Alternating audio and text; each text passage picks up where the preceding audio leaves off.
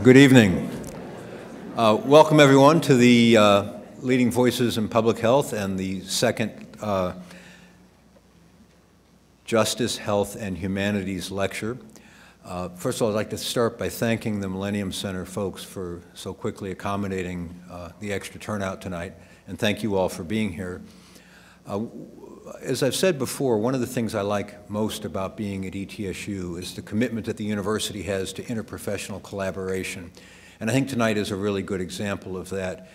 This collaboration actually began about 5 or 6 years ago with students when the Philosophy Club, the Amnesty Students, and Public Health Student Association got together to work on a program on healthcare reform, which used to be an issue. And as a result of that,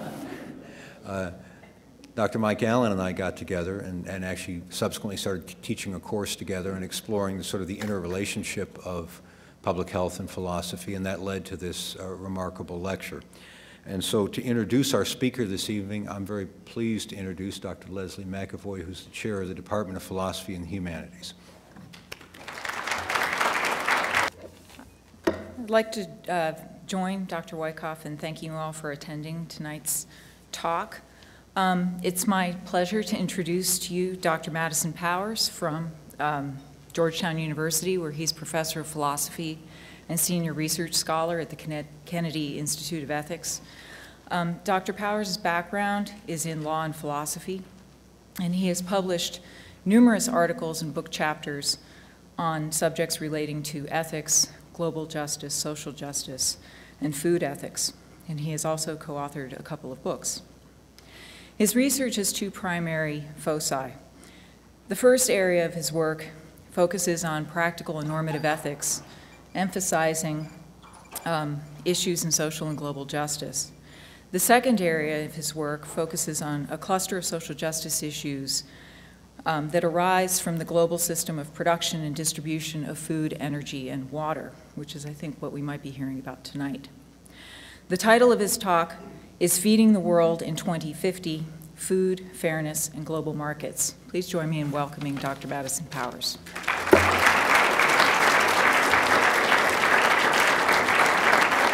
Good evening. Thank you from both departments and divisions for this kind invitation. And I also want to say happy birthday to my cousin, Professor Lorraine Powers. And this is the actual day, so don't let this fool you. There's no PowerPoint to come. This is just the website that I have, and I'll say more about that in a short bit. So, over the last few years, a global interdisciplinary conversation has emerged on the question of how to feed the world in 2050. I hope that date will make some sense in a bit. One strand of the conversation focuses on the need for increased food aid, more technology transfer, including genetically modified, drought-resistant crops, and chemical inputs for improving agricultural yields. Now, this technological approach tends to emphasize distributive issues of the sort familiar in international aid circuits. The main questions they center on transfers of economic and intellectual resources that the global affluent should undertake. But in a different corner of the policy universe, where developmental economists reside, for example, in the World Bank and the International Monetary Fund, or the IMF, the focus is on market-based mechanisms rather than resource transfer strategies. Their emphasis is upon expanding the access of less developed nations to global markets. So although my sympathies do not align closely with the technological redistributive model, the purpose of my talk is to raise justice-based criticisms about the market-based approach. Now, more precisely, I take aim at a view known as market fundamentalism. My topic, accordingly, is food, fairness, and global markets. The talk is divided into 4 sections. In the first section, I'll discuss some market-based challenges to feeding the world as we move toward 2050. In the second section, I explain some of the tenets of market fundamentalism, including the assumption that market failures or flaws in markets that lead to unfair and inefficient outcomes are both rare and of minor consequence. In the third section, I examine market failures associated with the concentration of market power in the hands of a very small number of global commodities purchasers, and the implications of that concentration for proposals by market fundamentalists for expansion globally of a form of agriculture known as contract agriculture. It's the thought that contract agriculture is one of the most important pathways out of poverty and food insecurity. In the fourth and final section, I analyze the global land grab, as it's uncharitably called, also promoted by market fundamentalists as being beneficial for the global poor and beneficial for the developed nations as well. So in that last section, I explain why the global land grab is an example of a pernicious form of market failure dubbed by economists as the natural resource curse. So let's move to the first section, feeding the world in 2050. My task in this first part is to identify some key background factors that are going to shape the dynamics of global agricultural markets for as long as the eye can see. Let's start first with demand-side pressures. It's estimated that the world will need somewhere between 70 and 100% more food production by 2050. One reason is a demographic transition. By mid-century, the world population is expected to increase from, say, 7 billion to more than 9 billion. Another factor is the nutritional transition. As some of the residents of the developing world get richer, they increase the variety of their diets. Most significantly, they obtain a larger share of their protein from sources other than plants. For those who've moved out of the lowest ranks of the global poor, there's a lot of good news in this story. Many nutritional experts argue that a slight increase in animal protein consumption above a very low baseline has significant health benefits, particularly in combating micronutrient deficiencies. But for the poorest of the global poor, the nutritional transformation exacerbates the risk of dramatic price increases in food. Far more grain is needed to produce a calorie from beef, for example, than a calorie from bread or rice. That leaves less grain available for others and hence higher prices. For the roughly 2 billion people in the world who make less than $2 a day, even a small increase in price becomes difficult to absorb. For members of this group, food costs range between 50 and 20% of their household budget. So it doesn't take much to move that needle. The combination of the demographic transformation and the nutritional transformation will have a spiking effect on the prices that's not likely to be temporary or an unusual phenomenon. Many experts predict the intermittent and severe price shocks in international grain markets will be the norm over the next 30 to 40 years. Matters are complicated by supply-side considerations, in particular, dwindling resources that are essential to food production. I often find that many audiences don't know much about what I'm going to say now, but there may be a room full of exceptions here because there's a lot of people in this room, and I'm glad to see you all here. So first of all, the world's running out of land suitable for agricultural cultivation. Roughly 70% of the world's arable land is already used for some human activity, including agriculture. Worse yet, between 30 and 40% of the land under cultivation right now has become too degraded to support agriculture over the long term. One reason is increased soil or water toxicity, rendering much of the land in the world unsuitable for cultivation of food crops. But another more significant reason is that the rate of topsoil depletion vastly exceeds the rate of replenishment in all regions of the world. The depletion to replenishment ratios around the world range from 10 to 1 to 60 to 1, 10 to 1 in the American heartland, like Iowa, 60 to 1 in places like China. So think of that, you know, it takes a long time to make dirt. Dirt's disappearing, for God's sake. Of all things, dirt's going away. So a further wrinkle in the supply side equation is the global conversion of agricultural lands to the production of biofuels. And of course, as the competition between food and fuel is likely to increase as we face the difficulty of trying to figure out how to provide for fuel in the face of climate change challenges. The second point on the supply side is that much of the world's running out of accessible fresh water. Although the last 40 years has seen significant increases in access to clean water and sanitation, groundwater mining and other wasteful water management projects have led to the depletion of aquifers around the world. Current water management practices and land use patterns, together with climate-related loss of glacier ice that feeds many of the world's largest rivers, are putting all these gains in jeopardy. By 2025, 1.8 billion people are projected to experience absolute water scarcity, and 2/3 of the world will be living under severely water-stressed conditions. As energy investor T-Bone Pickens puts it, water is the new oil. Now, third, the primary alternative to land-based food production is in similar jeopardy. The major stocks of fish and other aquatic life in the world's oceans are projected to decline by somewhere between 70% and 90% by mid-century. So I hope you can see what's happening in 2050. There's a sort of constellation of things all pointing in the same direction. There's a demand-side push and a supply-side diminishment. So the upshot's this. We face the prospect of unprecedented levels of demand together with previously unimagined forms of scarcity.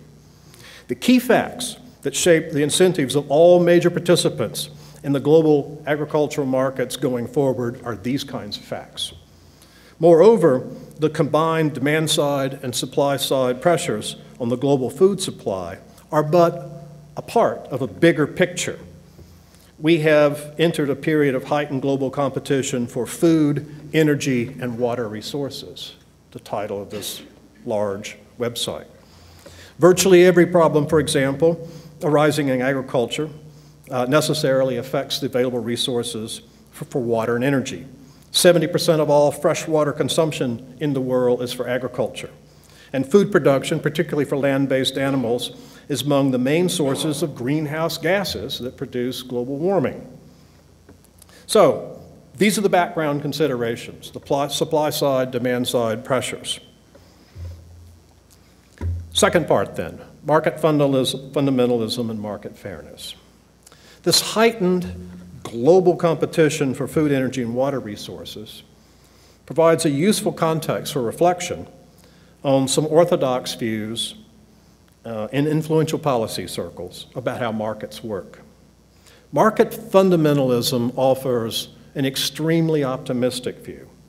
In a nutshell, it assumes that actual markets work sufficiently close to the ideal of neoclassical economic theory, such that overwhelmingly the likely outcome of unregulated markets will be both fair and efficient. Critics, of course, might take issue with market fundamentalism in all sorts of ways. The strand of criticism from which I take my cue recognizes the benefits, the powerful benefits of global markets. But it also recognizes the existence of numerous real-world sources of market failure and the presence of other market distortions that produce outcomes that are unfair and inefficient, even as the market fundamentalists themselves would judge it. For example, market fundamentalists think that markets allow individuals to enter into transactions that are mutually beneficial and socially beneficial, and therefore there's much to be said about markets. Not much to argue with there. That's got to be true. But they also believe that monopolies and monopsonies are things that should be avoided because they distort the distribution of economic incentives and rewards in ways that undermine these beneficial effects. So the defense of markets depends on these effects, these beneficial effects, ones that are fair and efficient. But things like monopolies, monopsonies undermine that. They also believe that in the long run, markets tend to be self-correcting and that the invisible hand of the market works its magic under virtually any conditions.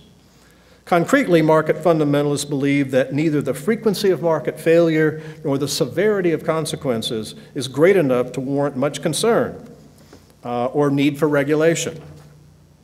Market fundamentalists also argue that unregulated markets provide the surest pathway out of poverty for the global poor, and that they result in widespread diffusion of economic prosperity. Again, these are the sort of linchpins for the moral argument for the importance of a certain way of organizing global markets. The favored policies endorsed by the World Bank, for example, are routinely billed as pro-market and pro-poor. That's the language that riddles every bit of World Bank policy. So market fundamentalists are so confident in the widely shared benefits of unregulated markets under any conditions that the World Bank and the IMF have favored policies that their own proponents call shock therapy. Shock therapy refers to the aim of immediate, wholesale economic transformation through the implementation, or often the case imposition, of policies that are designed to remove all barriers to the operation of markets and simultaneously removal of non-market mechanisms that provide social safety nets for all of those who are subject to economic dislocation in this big transformative effort. So indeed, the widely assumed necessity of accelerated economic growth is viewed as the only means of poverty relief, and it offers what many see as a moral imperative to shock therapy. We need fast growth for fast relief, in a nutshell. They didn't hire me to make up their slogans, but that's essentially. Now, the plausibility of this moral imperative depends on whether the outcomes conform to the various ideals that market fundamentalists themselves endorse. So implicit in the tenets that I put forward thus far are three desiderata for assessing concrete, particular forms of market organization of the sort I'm going to talk about. First, markets should not be distorted by anti-competitive practices. You don't have to be Karl Marx to think that Adam Smith will do just fine. And particularly, they don't like concentration of excessive market power in the hands of a very few buyers or sellers. And this is because this would unfairly exclude other potentially more efficient competitors or allow those with asymmetrical market power to unjustly capture for themselves the economic gains that would otherwise reward efficient and socially beneficial operations. Second, patterns of market transactions that are mutually beneficial to the parties themselves should not impose what economists call severe negative externalities or uncompensated harms on third parties. Third, the economic benefits should be and are expected to be widely diffused across the social classes. And when there is economic dislocation, which they admit there will be, especially among the global poor, it should be both temporary and tolerable for those hardest hits. These are the sort of tests that market fundamentalists put forward for their own policies and their own preferred forms of market organization. So in the next two sections, the last two sections, I'm going to examine two sorts of market failure affecting forms of agriculture market organization that are widely promoted by the market fundamentalists, and in particular the World Bank. The World Bank does not come in for a good show tonight, just to let you know. So contract agriculture, third section. One of the main market-based strategies for accelerated economic growth and therefore global poverty relief aims at improve access by smallholders or small farmers around the world to global markets. Now the rationale is straightforward and very sensible. The production of agricultural commodities for global markets generally provides a greater economic return than, say, subsistence agriculture or agriculture production primarily for sale in local markets in developing countries. There's just no money in it, right? The global market, access to global market, seems to be a really important thing for transforming people's lives. This is not a place where we disagree. The proposed solution is to replace the model of local production with a model of export commodity production, organized within a system of contracts between global producers between global purchasers and local producers and growers. The contract model involves the production of raw commodities such as wheat, soy, corn, broilers, or cotton. Sale is arranged under standing agreements with market intermediaries, aggregators, various names for buyers for very large retail, grocery, and fast food chains around the world. Typically, the global buyers agree to purchase the entire crop produced by many separate local independent producers. The World Bank, the USAID, and the US State Department in the last 7 or so years are among the biggest supporters of this global extension of contract agriculture as a pathway out of poverty for the world's poorest. However, its plausibility as a pathway out of poverty for millions of small holders should be evaluated in light of two organizational characteristics of contemporary agricultural markets, characteristics often left out of the discussion in the optimistic moments of the market fundamentalist. The first is the elongation of the global supply chain. The second is the global consolidation of market power. So I'm going to look briefly at each one of these things and how they're connected. The notion of an elongated supply chain simply means that the food we eat comes in from increasingly distant locations with lots of transactions occurring between the production of agricultural commodities and consumption by consumers. Food consumed in one country might be grown in a second country using fertilizers, pesticides, and seeds from a third country on land owned, leased, or contracted for production by multinational corporations in yet another, shipped to yet another country for processing and packaging, and then shipped to grocers and other retail outlets that span the globe. Many factors, including the demand for region-specific products, such as coffee or bananas or pineapples, provide part, but only a part of the explanation for the elongation of the global supply chain in food. It's worth noting that the expansion of global production processes also involves products, and more so these days, that are not unique or native to specific regions of the world. The sheer size of purchasing needs of giant global buyers generates a need to look for commodities from anywhere they can be grown. Also, given the degradation of land and water in the developed world, particularly, the business imperative of global firms is to expand their agricultural footprint into the less developed world. That's where the land is. That's where the water is. And it's cheap, right?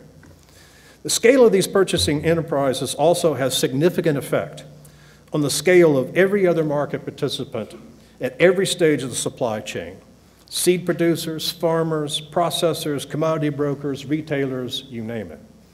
The overwhelming incentive of everybody in that supply chain is to get bigger, really big. There are obvious textbook reasons to get bigger. Increased efficiency of scale is one.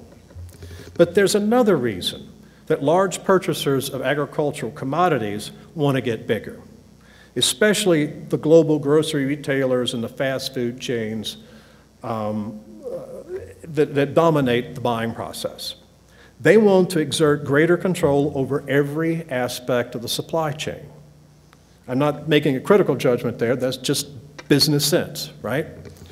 But such control is necessary in order to restrain and stabilize commodity prices and to ensure a reliable supply of standardized agricultural products sufficient to meet the requirements of a big global enterprise. As a consequence of the massive increase in scale among commodity purchasers, there's been a profound revolution in the way agricultural supply chains are structured, initially in the US and Europe and now globally.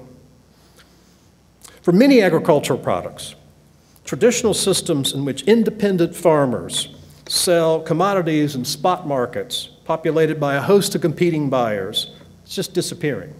That whole picture of buyers and sellers meeting in the marketplace is a romantic fiction increasingly for much of the world. Many of the major agricultural commodities in the US and increasingly elsewhere are produced under these exclusive sales contracts entered into between farmers with very little market power and a declining pool of buyers with a tremendous amount of buying power. For example, more than 20% of all fruits and vegetables in the US are produced on contract with first handlers.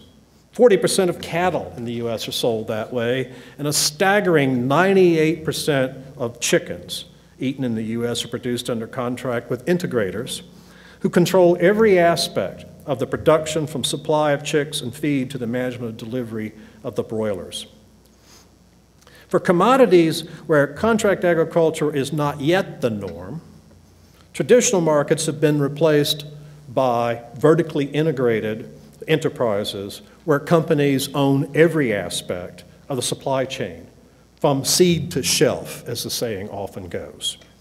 Either way, the result is a dwindling number of competing commodity buyers for most products in most every region of the world.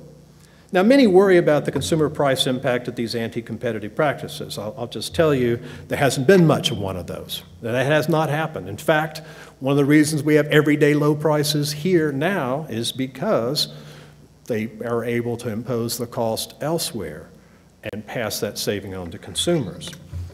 Thus far, the largest impact of concentration of market power, one also that Adam Smith and everyone else who thinks about the value of markets when they work well, is now in the hands of a very few global buyers, and the impact is on the small farmers who are effectively excluded from the major markets, the major lucrative markets. Farmers in the US often complain that big only buys from big. The result is not something that should be unexpected, considering that back in the 1970s when the US began to retreat from antitrust law enforcement in the agricultural sector, the US Secretary of Agriculture, Earl Butz, famously advised in '76, I think it was, get big or get out. And many have heeded this advice and gotten out. There are additional consequences other than outright market exclusion. Again, something that market fundamentalists think is unfair and inefficient by their own lights. The further problem is the fact that even getting big is not always an adequate form of protection against the asymmetric market power of a very small number of buyers. The buyers are able to dictate prices to the farmers, driving down the economic return for commodities, sometimes below the cost of production. Now, this is a very widespread thing. I spend time reading obscure things like the USDA census of farming. This is where you find things like this. I tell my students in social justice, if you want to find out about social justice, read the business pages, don't read me, read the business pages. For some products, paradigmatically the broiler industry, the chicken industry, the evidence is dramatic. Many poultry growers are in debt over $1 million, just mid-sized poultry growers. But they have net annual incomes of only slightly above the poverty level. This is a shame. This is replicated over and over again, and the broiler industry being replicated in the developing world has the same kind of consequence. Now, given the U.S. experience, and the critics have reasonable concern that deeper global penetration of the contract model will not provide the clear benefit imagined for the poorest citizens of developing nations. They've not provided the benefit for the poorest citizens of the US or in Europe. Indeed, the widely touted benefits of poverty reduction and rural development arising from the integration of developing nations into the global supply chain via contract agriculture simply hasn't materialized. The best evidence available, and there's some substantial, huge compendiums of evidence looking at this model around the world. It tells us this: agricultural trade, increasingly occurring within organized global supply chains, is now dominated by very few large transnational buyers. And it has resulted in farmers in developing nations getting a small and declining fraction of the international price of the commodities that they produce. Now, various case studies that the World Bank likes to point to in isolation, they do so show some economic improvement for the very poor under very specific conditions. Now, we can only hope that the optimists who rely on these slender reeds of evidence, and they are truly slender reeds of evidence, are proved right. But the plausibility of this approach is undermined by a central fact about global markets that just doesn't get mentioned in all these rosy scenarios. Big only buy some big. And even when farmers get big enough to avoid outright market exclusion, there are often so few buyers that the commodity producers are locked into a race to the bottom. Contract agriculture. Big World Bank priority for how to improve the lot of people in the global South. Next position is the global land grab. And here I want to talk about profound negative externalities or adverse impacts on everyone else that comes under the economist label, the natural resource curse. Now, arguments for the global expansion of contract agriculture, they assume an added air of unreality in the light of this other trend, the trend in global organization of supply chains by governments and industry buying or leasing large tracts of land around the world.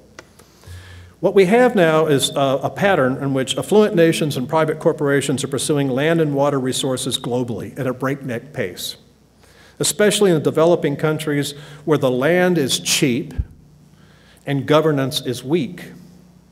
Important also is the fact that they are using the land to produce crops almost entirely for export to the citizens of the more developed countries.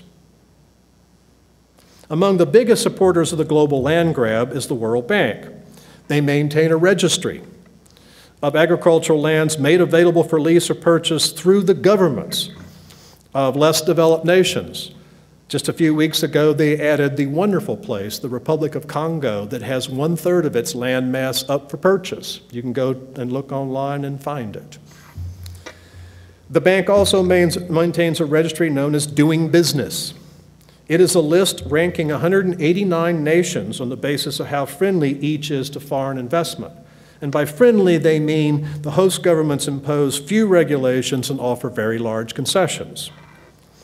In 2014, 260 NGOs, trade groups, human rights organizations petitioned the bank to put an end to this despicable registry. But instead, the bank doubled down. They unveiled a new ranked list in October. They ranked the list of lax governments dealing with agricultural policy, and it's called Enabling the Business of Agriculture. It does the same thing.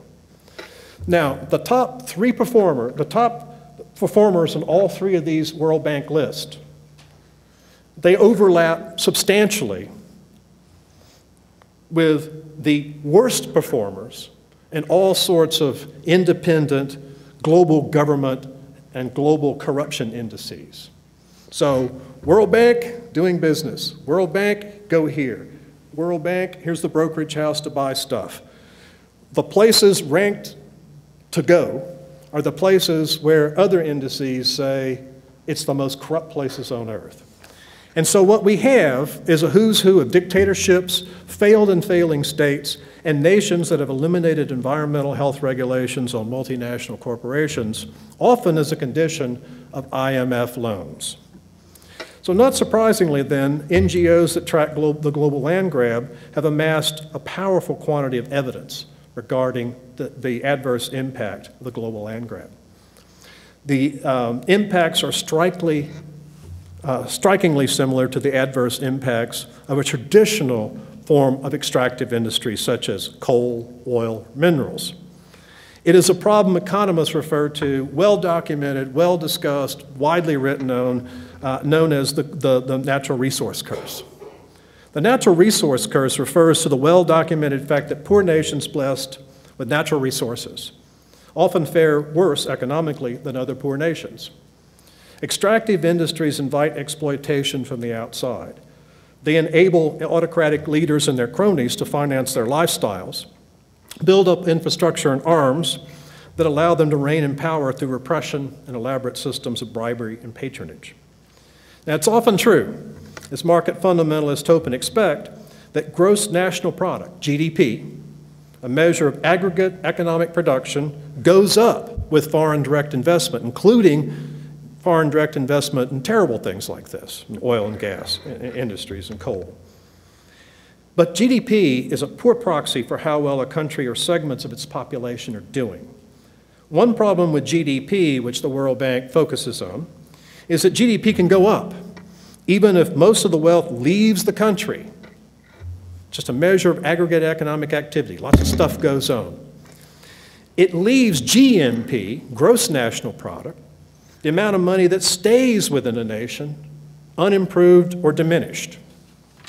Now, one reason for this unattractive outcome is that much of the wealth that is created by extractive industries does not come from the sale of raw materials, such as minerals or gas or oil or agricultural commodities.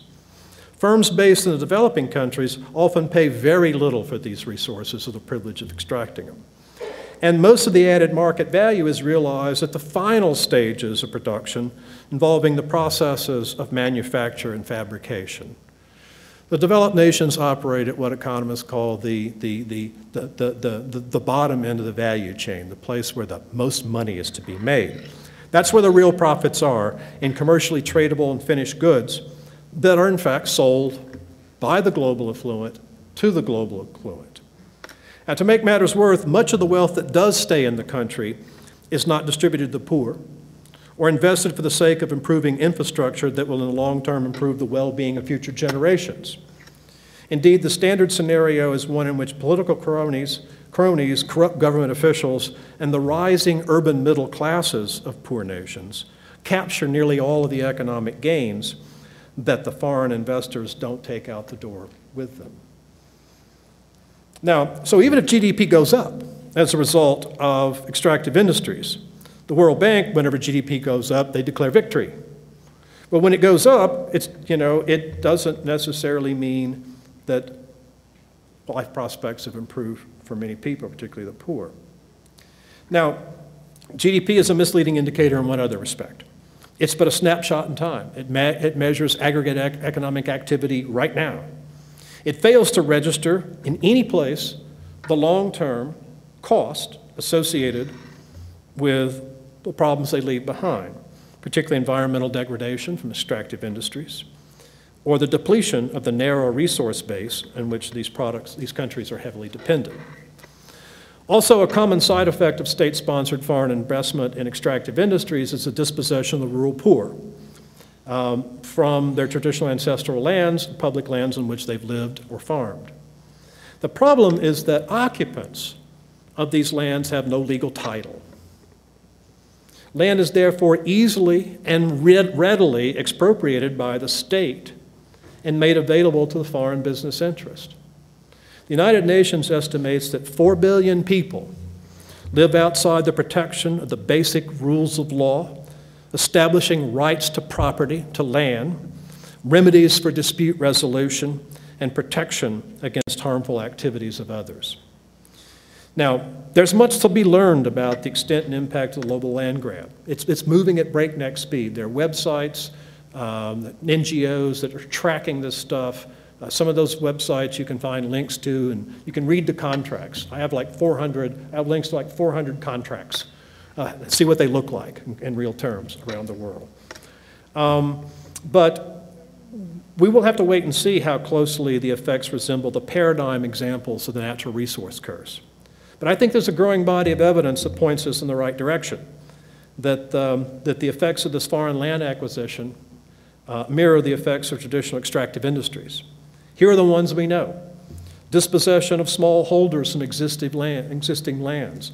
Massive dispossession, I will say. Massive deforestation. Accelerated and more pervasive soil degradation and groundwater depletion, and particularly in some of the places where the soil and the water is diminishing fastest. Elimination of much of the land that was once available for local agriculture gets crowded out. because now we have large-scale export production facilities, whether it's agriculture or otherwise, it takes the place and occupies that land. And that means an increase in dependency on agricultural imports as local production of food withers. And ultimately, it means an increased susceptibility to the global commodity price shocks that I was talking about early on that are expected to be the norm for the next 30 to 40 years, affecting particularly the poorest people in the world. Now, more of the multinational corporations doing business in the developing world have powerful incentive to establish their own supply chains, to go and buy or lease the land, and bypass the local farmers altogether. Now, this expanded footprint, they have even fewer incentives to enter into reasonable compensation agreements for contract ag. In fact, they have actually very few incentives to stick with it, contract ag. Who needs them, right? Get your land yourself for the feeding of your own constituency. So in addition, then, that means that they have virtually no incentive to produce crops for local consumption either, a promise they often make. Well, why do they not have incentive to produce crops for local consumption? Well, as the market fundamentalists have told us when they were arguing for contract agriculture, there's no money in it. You know, the money is to be made producing things for affluent people around the world, not for producing things for poor people. So studies also show that leasing and purchasing arrangements entered into by governments often provide absolutely no direct economic return in the contract. None. Some contracts for hundreds of thousands of acres provide only the vague and unenforceable promise of an overall increase in GDP of a country. Now, you should know already that that's no big shakes either. Some of these contracts I've looked at are 2 pages long. My iPhone contract is 30 or something, I don't know, assuming I've read it, but that's absurd. So what you see is that land grabbers help feed the world, to bring it back to my original frame, but they do not feed those who occupy the small corners of the world where they're doing business. Studies show,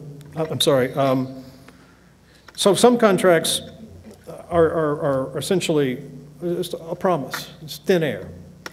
And many of the risks are recognized by market fundamentalists. The U.S. State Department's got their own voluntary guideline proposals. The World Bank's got their own voluntary guideline proposals. So their response is that these risks can be managed through voluntary guidelines that, if adopted by multinational corporations and these corrupt host governments, everything's going to work out fine. Now, obviously, I'm a bit skeptical. Right? The incentive structure for everybody involved there just doesn't line up well for these voluntary forms of regulation. So for the global poor, the benefits are speculative and the risks are demonstrable. Among these risks are further repression by their own governments. It's often a very good deal for the global affluent. It offers the opportunity to continue to provide us cheap food, everyday low prices. And in an era marked by new and intensified demand-side and supply-side competitive pressures I described at the beginning, that's a big benefit moving forward to the next 30 or 40 years. And it's fundamentally in tension with expanding contract agriculture, because as we see, you know, it's much better from a business point of view not to contract with a bunch of small folks, but just take the land. So there are reasons, therefore, to ask whether either of these proposals, contract ag or global foreign investment in agricultural lands, would be the best bet for poor people. And a good reason to ask why institutions like the World Bank, who claim to have their interests at heart, pro-poor, remember, would be promoting these things. I have a lot of answers for that. There's too many answers. But the questions are especially salient given that there is, in fact, an obvious alternative to both contract agriculture and global land grab if our primary interest is improving the lives and the economic standing of the global poor, particularly the rural poor in the global South. That alternative is fundamental land reform with legal ownership rights that cannot be overridden by authoritarian governments. and legal rights protecting their land and water from the devastation by others. But ironically, extending private property rights, you see, I am for markets, with the protections of the rule of law to 4 billion people now left out, is just simply not one of the primary political solutions being promoted by the World Bank or other market fundamentalists. While the interests of the global poor figure foremost in their pro-poor arguments, the only clear beneficiaries of contract agriculture and the global land grab to date are the global affluent.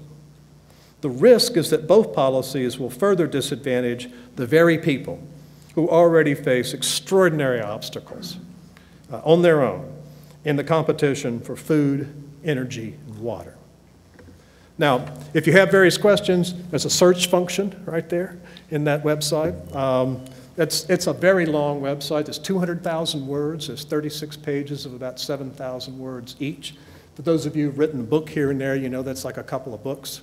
It's updated every couple of weeks. There's 1,500 sites, external links.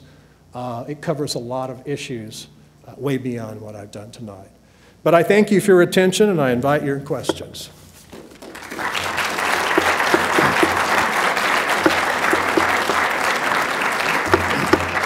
It sounds like we've recognized that property rights and rule of law are really the basic structure of putting together a country that can prosper. How can we influence that?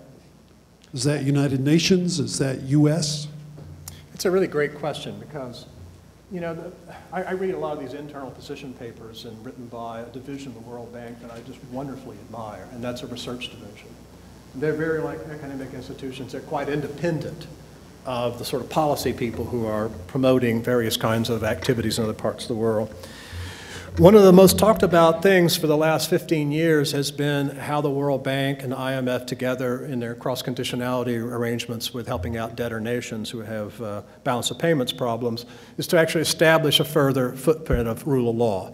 So if the World Bank and those organizations can go in and tell various organizations, various countries, you know, you should get rid of this kind of reg, you get rid of the social safety net, you can do all these sort of fundamental changes in your laws, then they could influence these countries in the very same way should they have the will to push for fundamental property rights regime change. This is just simply 4 billion people, and this whole planet just simply don't live with the kind of ordinary rule of law and property rights we enjoy. And I think that's, you know, that's something that a market fundamentalist or anybody who's just normally thinks markets are fine and great when they work well should endorse. But it has not gotten traction. It's being debated right now in those policy circles as they move toward 2015, late in the year, production of what's called the Sustainable Development Goals that will replace what some of you may know as the Millennium Development Goals moving forward from 2015 to 2030. It's not getting any traction. One great thing about the internet these days is that every single policy meeting and all the private closed-door stuff ends up online in no time. And I go to those kind of websites where I get it. And so I've linked a lot of those discussions, so you can go and read exactly what's being said in those discussions. And it's not getting any traction.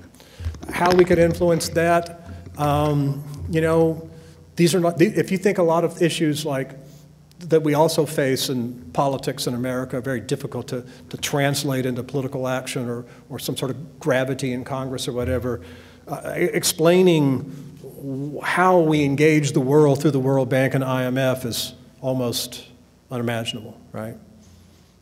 I try to do it anyway, but you know. Sir, regarding your concept or your talk about big corporations, big distributors, big ag, all dealing with each other and leaving the little man out, I agree that there's a lot of issues with that, a lot of problems, but one potential benefit could be that it's easier for governments on the local, state, federal level to inspect food. And I think today people have a certain expectation that their food's been inspected, that there's quality control. Do you think there might be issues with that quality control if you decentralize distribution and growing? That's a good question. One friend of mine who pays a lot of attention to this sort of stuff is, and follows the regulatory structures over the last 30 or 40 years in DC, notes the following thing.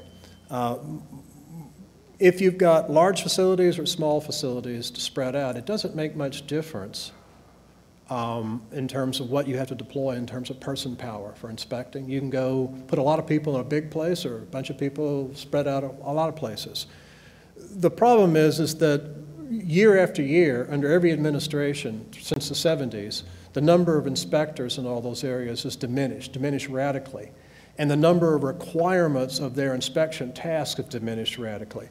I haven't said a lot about that tonight. I don't think scale is a really big issue on the inspection thing. It's just another huge issue that sits off to the side of my worries tonight.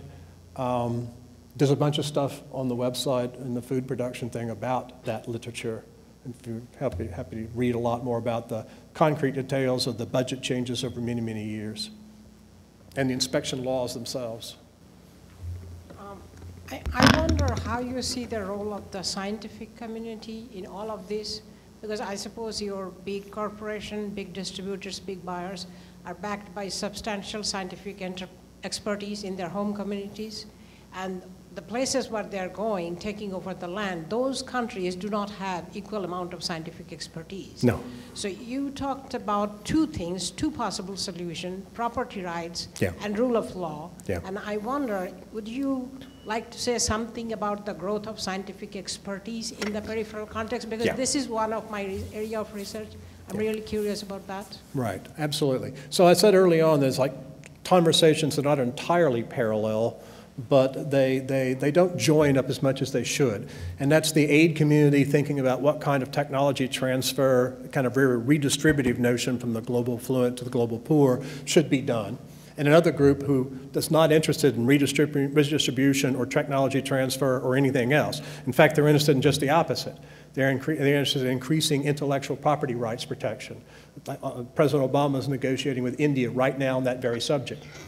And so the issue there is, for that other conversation that I didn't dig into tonight, is trying to evaluate how to feed the world in 2050 by a process of technology transfer, reducing the impediments to technology transfer that comes from intellectual property rights regimes, and providing global taxes on like stock transfers so that the money goes to these kinds of activities, to invest in genetically modified organism technology, to make drought-resistant plants or to make various species of plants that are part of the food base of other countries that are not the ones found in the U.S. You know, there's a parallel between the orphan disease problem and the orphan food problem. So there's a lot of biotech that's gone into dealing with major diseases because it's very profitable. Not a lot of biotech money going into treating orphan diseases, the ones that, you know, like river blindness that affect 200,000 or 300,000 people a year, but devastatingly. Same thing with the seeds. So there's like, you know, the world does not have pesticides, herbicides, plant breeding, and you know, that opens the door to a huge new conversation about, you know, what kind of biotech is ethically suitable, what kind of biotech is not. And so much of what you read now from the global development community based in the global south, and particularly Africa, is diametrically different from what you say in Europe. In Europe, it's like it's stopped the production of genetically modified organisms and plants and research. In Africa, in particular, Ghana and places like that, the demand is to say we're being underserved. We need new biotech, and we need new models other than, say, the traditional for-profit patent base. We need models from which research is being funded. Just like open source software. Not a new Apple, but a new group of open source software people doing biotech engineering. I was actually thinking of transferring the reverse direction. I'm sorry? I was thinking of transferring the reverse direction, not from the bigger places to the smaller places, but in the reverse direction. Because only when you create your own technologies and your own expertise, you can hold on to your own. Yeah, and there is a technological gap of massive proportion, and so one of the reasons why the sort of aid mentality says we've got it, they don't, we got to help them. And you're responding to that, I see, for quite good reason. It can completely wipe out the country. Pakistan is the greatest example. It's a great example.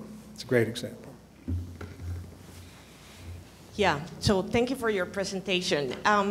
I think from the point of view of being a person who lives here in Johnson City, I'm at the local level here with some basic needs.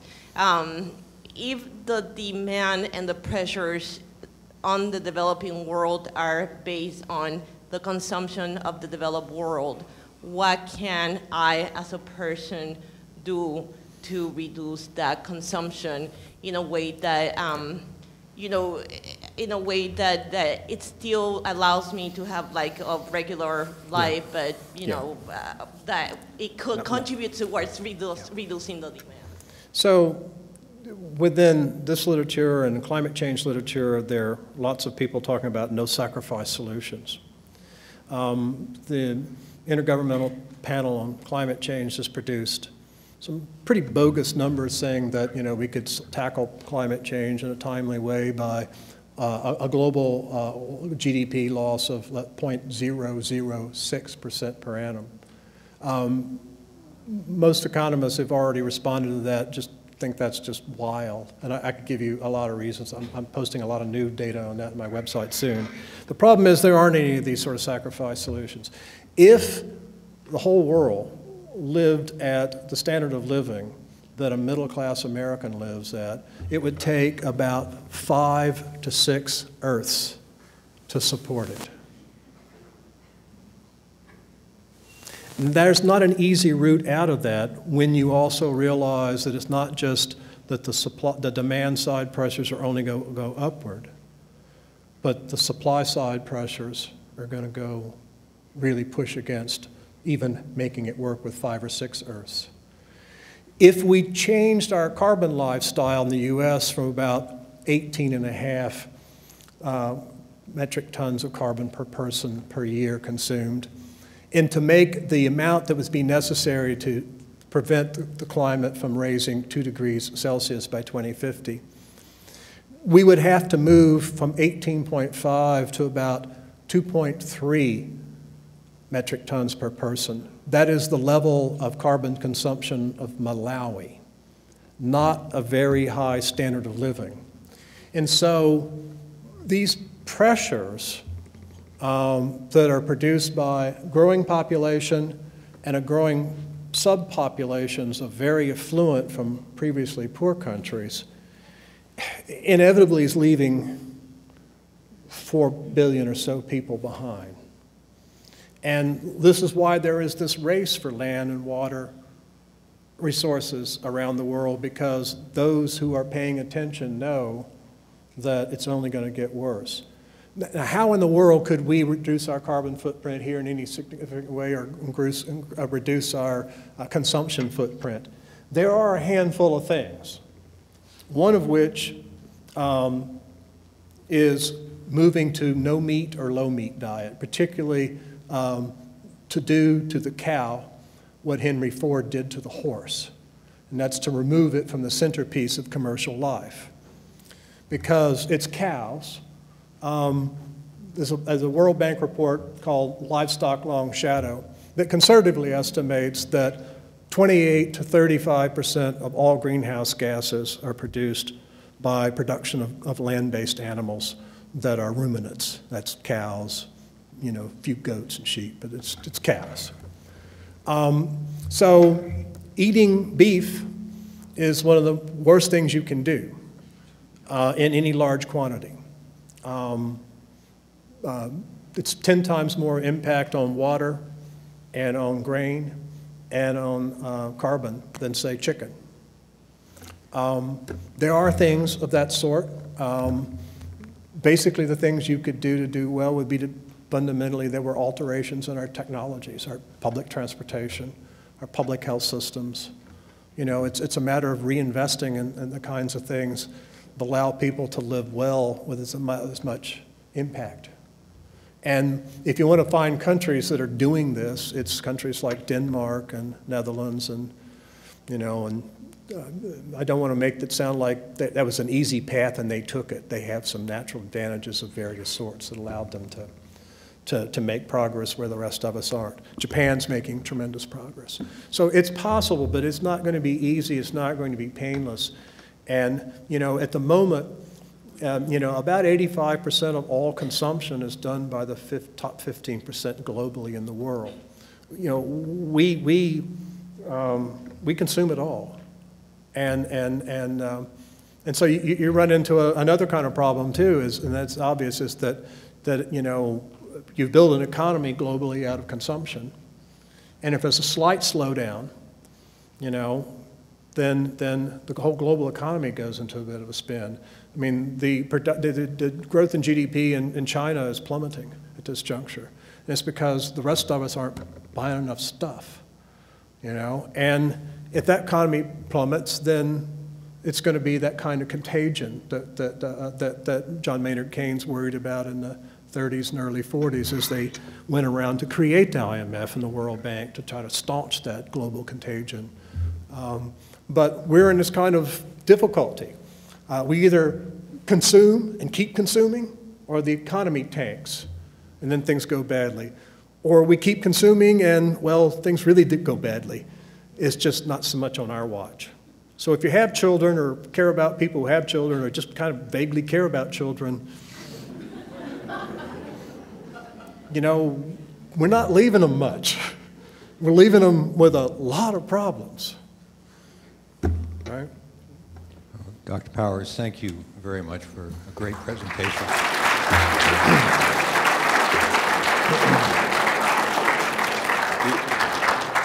I always like to say we do have some parting gifts for you. Hold on a second. Steak, I hope. Yeah. A box that you can open later. And a plaque declaring you an honorary professor in the College of Public Health here at East Tennessee State University. Thank you very much.